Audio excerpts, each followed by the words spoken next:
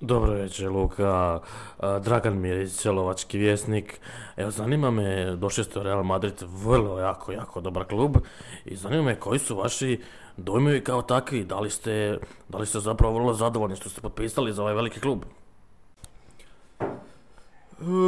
Pa, normalno da sam sretan, bože moj, Real Madrid je najveći klub na svijetu i sređen je klub, stvarno je klub odlično sređen, unutra sve pločice original talijanske, kovana ograda oko kluba, interfon na ulazu, na touch, nema, bolje od toga ne može, vidi se da se vodi računa u svemu, na treningu, brate mili, svako svoju loptu ima, nema to sad ko u ovome Tottenhamu. Dobro večer, Luka, Spomenko Mičičarević, Glas Koncila.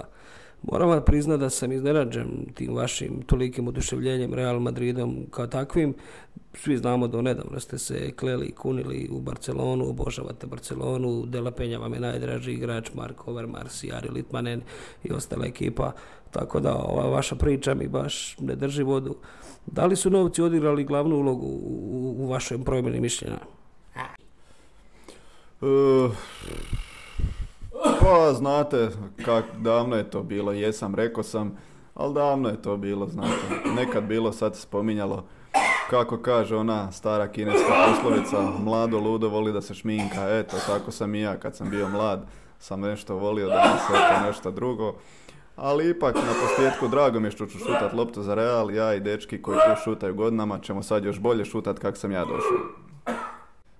A što se tiče novaca, nemojte me ništa pitat, u mene u kući žena je glavna za novce, ja nemam ni novčanik čak što više, tako da ona se odlučuje.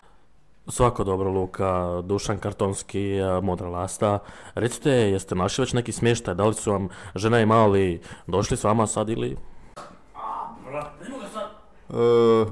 Žena ne da je na putu, žena je već tu, već ona gore u Baumaxa bira i namještaj, našli smo već i kuću gdje sad ona bira tamo kredenac, šporet, uzima firange za prozore.